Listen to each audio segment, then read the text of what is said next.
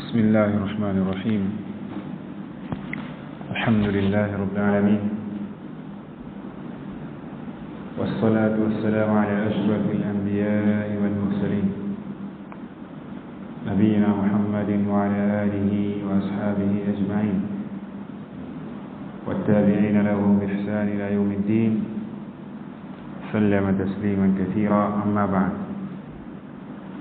tukiendelea na vikao hivi ya kuzungumzia masuala ya asiyam au siyam Ramadhan, funga mwezi mtukufu wa Ramadhan, kitabu ambacho ameandika Sheikh Muhammad ibn Jamil Zainu alayhi rahmatullah wa tayyiba thara. Na leo tuko katika hicho cha habari, unwani yetu adabu siyami, adabu siyam, adabu za kufunga, adabu siyam, adabu za kufunga. Awala, ni mwanzo kabisa katika adabu hizo za kujipamba nazo, as-suhur, ni kula daku, wal-iftaru, na kufuturu, wa dua, na kuomba dua. Na atazitolea hadithi alif wakianza na hiyo as-suhur, asema qala sallallahu alayhi wasallam, amesema mtume sallallahu alayhi wasallam, tasahharu, kuleni daku, fa inna fi as-suhuri barakatan. Tasahharu, kuleni daku, fa inna fi as-suhuri, hakika katika kula ile daku, as-suhur maana yake ni ile nini? Ile daku yenyewe. As-suhur ni fi'l, ni ile kitendo, yani fi'luhu, yani ile, yani kile kitendo cha kula daku. As-suhur ni ile daku yenyewe, chakula yenyewe. Kwa anasema mtume sallallahu alaihi wasallam, fa inna fi as-suhuri barakatan, hakika katika ile daku ile kula kuna baraka. Ile daku yenyewe, kile chakula cha daku kina baraka, unapata baraka. Muttafaqun alayhi. Na pia kuna kuwa khalif Mayahudi na Manasara kwa sababu wao hawali daku, na unapokula daku unapata nini? Quwwa, nguvu ya kufunga ile saumu yako. Faqala sallallahu alayhi wasallam, na akasema mtume sallallahu alayhi wasallam, la yazalu an-nasu bi khairi ma ajjalu al-fitr. Muttafaqun alayhi. La yazalu an-nas, hawataacha kuwa watu, maana yake wataendelea. La yazalu an-nasu, wataendelea watu, maana yake hawataacha kuwa watu, bi khairin, wako katika khairi, ma ajjalu al-fitr, muda wa kuwa wa kuharakisha kufuturu, muda wa kuwa wa kuharakisha kula. Kwa maana al-iftar, kufuturu, wanafanya nini? Ta'jilul fitr, kuharakisha kufuturu. Usikae na njaa tena, magharibi imeingia, jua limeshazama, bado uko tu kuja futuru. Unatakiwa ufanye haraka katika kufuturu, ufanye ta'jilul fitr. Qala yazalu an-nasu bi khairi, hawataacha kuwa watu wako katika khairi, ma ajjalul fitr, muda wa kuwa ni wenye kuharakisha kufuturu. Muttafaqun alayhi. Jimu asema qala sallallahu alayhi wasallam, na akasema mtume Muhammad sallallahu alayhi wasallam, idha aftara ahadukum falyuftir ala tamrin fa innahu barakatun wa in lam yajid tamran falma'u fa innahu tahurun sahihun akhrajahu Tirmidhi. Anasema mtume sallallahu alayhi wasallam, idha aftara ahadukum, pindi atakapofuturu mmoja wenu, ala tamri, afan, idha aftara ahadukum, pindi atakapofuturu mmoja wenu, falyuftir, basi anafuturu ala tamri, kwa tende, afuturu kwa tende. Hiyo ndio sunna. Fa innahu, hakika hiyo tende akifanya hivyo, au fa innahu, hakika akifanya hivyo, barakatun, kuna baraka ndani yake kufuturu kwa tende. Fa in lam yajid tamran, kama hakupata na akakosa tende, falma'u, basi na afuturie maji, fa innahu tahurun, hakika maji ni tahara. Naam, sahih, hadithi ni sahihi, akhrajahu at-Tirmidhi Abu Isa katika jami yake rahimahullah ta'ala. Kwa hiyo Mtume sallallahu alaihi wasallam akatuamrisha kufanya nini? Kufuturu na tende, kwa sababu tende ndani yake kuna faida nyingi za afya au za siha, kama alivyosema al-Imam Shawkani katika Nailul Awtar. Anasema wa inma shuri'a al-iftaru bit-tamri li'annahu hulun. Anasema hakika si vinginevyo imewekewa sheria kufuturu kwa tende kwa sababu hiyo tende ni tamu, na kisha ni kitu chepesi. Kisha akasema wa aklu hulwi au wa kullu hulwi, wa kullu hulwi, na kila kitu kitamu, yaqwi albasra alladhi yad'ufu bis-sawm, huitia nguvu yale macho, ule uoni ambao unapata udhaifu kwa kufunga. Mtu akifunga uoni wake unapata udhaifu katika masuala ya afya, katika masuala ya siha. Ukifunga unapata udhaifu ule uoni. Hasa unapofungua kwa tende, ile nuru ya macho inapata nguvu. Wa hadha ahsan ma qila fi almunasabati, na hili ndio jambo liozuri zaidi ambalo lililozungumzwa kuhusiana na mnasaba wa kufuturu na tende. Wa bayani wajhi alhikma, na ubainifu wa kubainishwa namna ya hikma ya kufungulia kwa tende ni kuwa mtu akifunga anapata udhaifu katika nini? Katika uoni wa macho. Kwa hiyo atakiwa akifungulia na nini? Na kitu chepesi mithili ya nini? Ya hiyo tende. Kadhalika katika ule uchango atakiwa kipatikane kitu chepesi, kisingie kitu kizito kwanza. Kwa maana ile tende kuna afya kubwa inakuja kutengeneza ule mmeng'enyeko wa chakula. Kwa ndio maana hiyo ndio hikma ya kufungulia na tende. Kadhalika maji inachukua nafasi ya tende pia. Ikikosekana nini? Tende. Ni bora zaidi maji na kiingie kitu chepesi ndani yake. Ndio maana hata katika afya unapoamka wanasema madaktari, kabla ya chochote unatakiwa ufanye nini? Unywe maji kwanza, ili kuja kunini? Kutengeneza ile sehemu ya chakula na kuweka sawa kabla ya kula kitu chochote. Naam, barakallahu fikum. Kadhalika anasema dal, kana Rasulullah sallallahu alaihi wasallam, alikuwa Mtume sallallahu alaihi wasallam idha aftara qala, anapofuturu ilikuwa akisema, manake anapofuturu ilikuwa akisema dhahaba adh-dhama'u wabtallat al-'uruq wa thabata al-ajru insha Allah. Anapofuturu Mtume sallallahu alaihi wasallam akisema dhahaba adh-dhama'u, imeondoka kiu. Adh-dhama maana yake ni maarufu. Adh-dhama maarufu ni jambo lenye kujulikana, ni wa huwa al-'atsh. Atsh ni kiu au wengine wanasema kiwi. Kwa mfungaji anafuturu akiwa sasa ni Ramadhani au saumu yote mutlaqan, atakiwa aseme dua dhahaba adh-dhama'u, kana dhalika fi siyam Ramadhan au fi siyam ghairi, ikiwa katika funga Ramadhani au funga nyingine atasema maneno haya.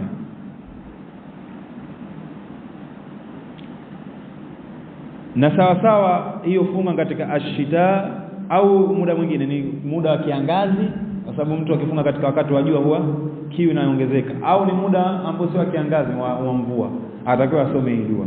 Kisha wabtallatil uruq, na mishipa imelainika. Al-uruq mishipa, na ile mishipa imelainika. Al-uruq hii mishipa hii pia nayo inadhoofika kwa mtu kufunga. Kwa sababu gani wanasema? Bisababil atsh, kwa sababu ya kiu. Hii mishipa inadhoofika. Kwa hiyo mtu anapofuturu kwa tende au maji, ile mishipa inafanya nini? Yaqwi, inakuwa na nguvu. Kwa ndio maana unasoma dua wa tallatil uruq, na mishipa imelainika na inapata nguvu. Wa thabata al-ajru insha Allah, na umethibiti ujira Allah kitaka. Hapa wa thabata al-ajru anakusudia Mtume sallallahu alayhi wasallam, ai manake zala taabu, ile taabu imeondoka ya kufunga. Wa hasala thawabu, na thawabu zimepatikana. Na aliposema insha Allah, sisi tunajua kwa haitakikani katika dua kusema insha Allah unapoomba. Haifai kusema ya Rabbi nisaidie, ya Rabbi nisamehe insha Allah ukitaka. Hutakiwi. Unatakiwa ukate moja kwa moja al-azm. moja kwa moja ukate kuomba dua. Lakini hapa at-ta'liq huna bil mashi'a litabarruk, hapa kutundika na kuegemeza na kufungamanisha mashia matashi ya Allah ni kutabaruki, kutakabaraka, ni kusema tu inshallah kwa nini tabarrukan, kwa ajili ya baraka. Si maana ati Allah akitaka hii ni baraka tu. Ni kama vile Allah alivyosema katika Qur'an, la tadkhulunna almasjid alharama insha Allah, kwa hakika wallahi mtaingia msikiti mtukufu insha Allah. Bali ni tabarruk, si maana Allah akitaka na kama hakutaka hawatoingia, la, wataingia, lakini ile ni tabarrukan. Umefahamu? Naam, barakallahu fikum. Kisha akaendelea rahimahullah ta'ala, au hadithi ni hasan rawahu Abu Dawud. Nambari 2 asema la tashar kathiran, usikeshe. Tashar ni ile kukesha. La tashar, usikeshe, usikae sana usiku, kathiran sana ikawa hujapumzika hujalala. Fatudhi'a as-suhur, ukaipoteza ile nini, ile daku, kile chakula cha daku ukaacha kula. Wa salat al-fajri, na sala al-fajiri ukaacha, ukakosa ukaipoteza sala al-fajiri kwa sababu umekesha sana. Usikeshe sana, fanya ibada kwa kiasi, na pia mwili upe nafasi yake kupumzika. Kila kitu kina haki yake. Wa alayka bil amali fi as-sabah, kadhalika wa alayka bil amali fi as-sabah al-bakir. Wa alayka, na ni juu yako, lazimiana bil amal, na kufanya kazi fi sabahi al-bakir, katika asubuhi mapema. Watakiwa yani asubuhi mapema baada ya salatu al-fajr, baada ya adhkar na kusoma mfano Qur'an, basi watakiwa urauke mapema kwenda ukafanye kazi.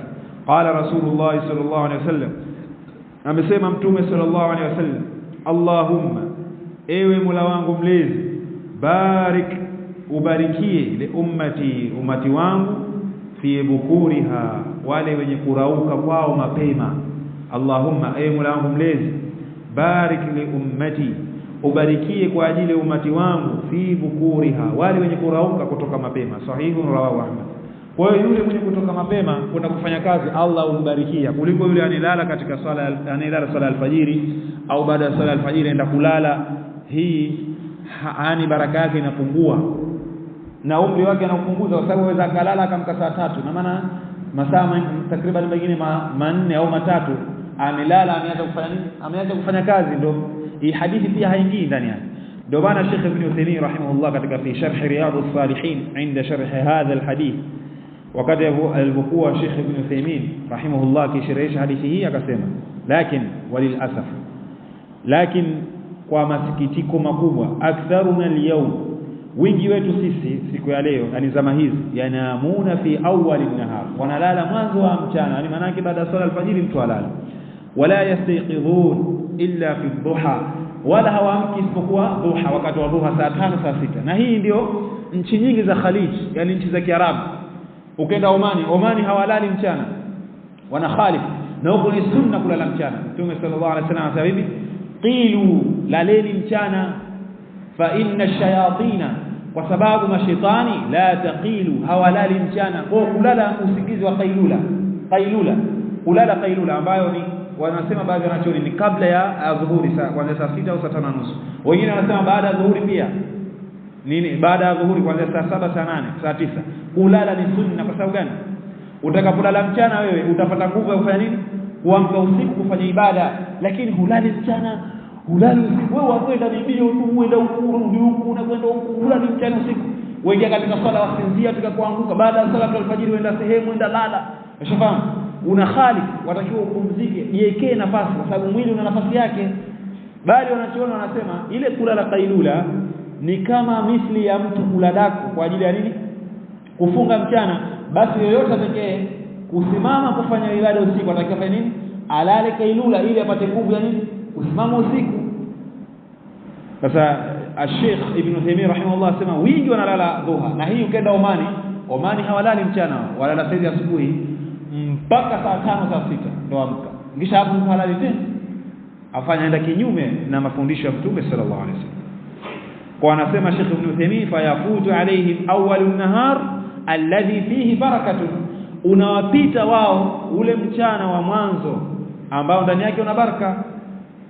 Umeelewa? Manake yani akusudia Sheikh Ibn Uthaymeen albarakata alkhassata ni ile baraka maalumu allati daa biha an-nabii sallallahu alayhi wasallam, ambayo mtume sallallahu alayhi wasallam aliombea nayo baraka hiyo lihadhihi alwaqt, kwa wakati huu, kwa ajili ya wakati huu. Mtume sallallahu alayhi wasallam aliomba khasa maalum kwa ajili ya wakati wa asubuhi. Kwa hiyo tujitahidini baada ya sala alfajiri mtu asilale illa kwa dharura. Allahumma mtu amechoka au alipata kitu basi kwa dharura, lakini siwe dawamu. Ad-dawamu ikawa yeye kila siku baada ya sala alfajiri analala. Hii itakuwa ni kwenda kinyume na mafundisho ya Mtume sallallahu alaihi wasallam. Kisha akasema thalitha, jambo la tatu, akthir min dhikrillah, jikithirishe kumtaja Allah, wa tilawati alquran, na kusoma Qur'an, wa samaihi, na kuisikiliza hiyo Qur'ani katika mchana wa Ramadhan na hata siku ya Ramadhan, wa tadabbur maanahu, na kuzingatia maana yake, wa'mal bihi, na ifanyie kazi ay alquran, ay wa'mal bilquran, ifanyie kazi Qur'an. Umefahamu? Wadhhab ila almasajid, na nenda msikitini, litasma'a ad-durusa an-nafi'a, kwa ajili ya kusikiliza darasa zenye manufaa. Ramadhani hiyo watakiwa tuweke darasa, mtu sio Ramadhani hata yafunga darasa, atakiwa weke darasa. Na watu wengi wameiacha Qur'an, hawasomi isipokuwa Ramadhani, wengine hata Ramadhani hawasomi. Ndio Mtume sallallahu alaihi wasallam atasema, Allah akimnukuu, wa qala ar-rasul ya rabbi, na atasema Mtume, ewe Mola wangu mlezi, inna qaumi, hakika jamaa zangu, umati wangu, ittakhadhu hadha al-Qur'ana mahjuran, wamefanya Qur'ani ni yenye kugurwa, ni yenye kuhama, hawaisomi. Ndio al-Imam Ibn Qayyim rahimahullah katika az-Zawaid, afwan, katika al-Fawaid, akaelezea kuwa kuhama Qur'ani kuna aina nyingi. Hajrul Qur'an anwa'un, kuhama Qur'ani kuna aina nyingi, ziko nyingi. Anasema hajru sama'ihi, kuihama kutokuisikiliza, wal iman bihi, na kutokuiamini, wal istigha'i ilayhi, na kuizingatia kuisikiliza, ziko tele. Kadhalika hajrul amal bihi, kuhama kutokuifanyia kazi, na nyingi kutokuisoma, kutokuizingatia. Yote ni nini? Hajrul Qur'an, kutokuisoma, kutokuizingatia, kutokuisikiliza, kuifanyia kazi, kuhukumu na Qur'ani, yote ni katika kuhama nini? Qur'an. Sasa watu wengi hawasomi Qur'an, bali mtu afika mwaka nzima hajahitimisha Qur'an. Huyu ni mvivu kiasi gani? Ndio al-Imam Ibn Qudama rahimahullah akasema, wayukrahu, na inachukizwa an yuakhira khatmat al-Qur'an, mtu kuchelewesha kuhitimisha Qur'an akthara min 40 yawman, zaidi ya siku 40. Hutakiwi, watakiwa kabla ya siku 40 uhitimishe nini? Msafu mzima mwanzo mpaka mwisho. Umeelewa? Inasuniwa saa, yani isimalize kila ashhar, yani kila mwezi watakiwa ufanye nini? Shahr. Kila mwezi watakiwa ufanye nini? Uhitimishe Qur'an. Kwa hiyo isizidi siku 40, inachukizwa.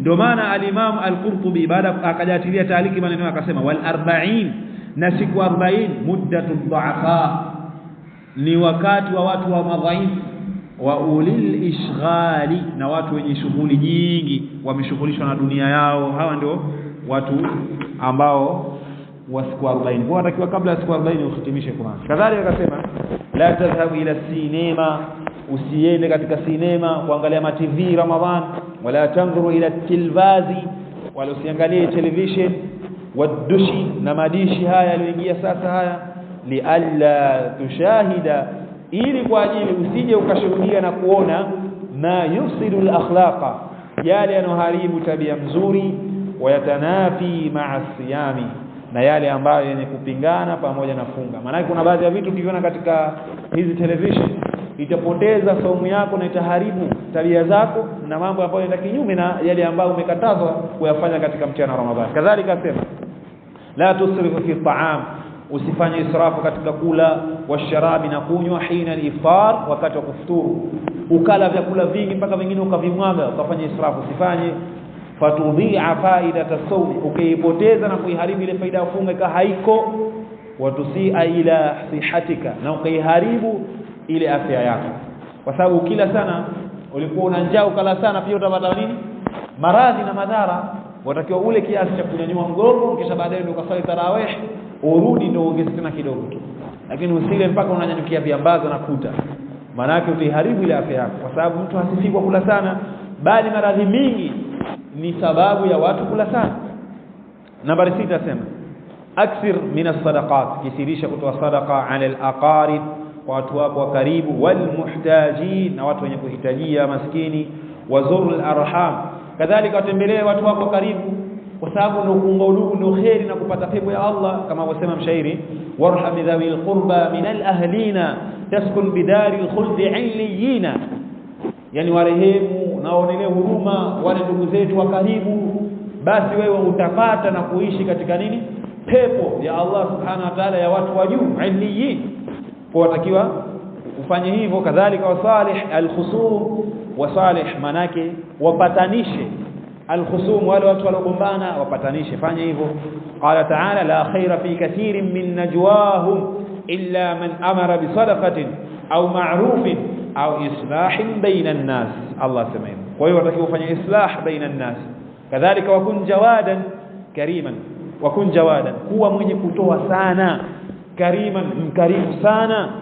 Faqad kana an-nabiy sallallahu alayhi wasallam, wa hakika alikuwa mtume sallallahu alayhi wasallam, ajwada an-nas bil khair, ilikuwa ni mwenye kutoa sana kwa watu kufanya khair, ilikuwa ni mkarimu sana. Ajwad ni mkarimu zaidi mtume sallam kwa watu, bil khair, wa kuwafanyia khairi. Wa ajwadu ma yakunu fi ramadan, lakini ilikuwa anakuwa mkarimu zaidi na kufanya khairi zaidi ma yakunu fi ramadan, kuliko sehemu yote isipokuwa Ramadhan. Ramadhani anakuwa mkarimu zaidi mtume sallallahu alaihi wasallam. Kwa watakiwa wewe Ramadhan uwe mkarimu zaidi na kutoa zaidi na kufanya khairi nyingi zaidi katika mwezi mtukufu wa Ramadhan. Mmefahamu? Barakallahu fikum wa jazakumullahu khairan. Wallahu a'lam bi ahkamihi. Subhanakallahumma bihamdik ashhadu an la ilaha illa anta astaghfiruka wa atubu ilayk.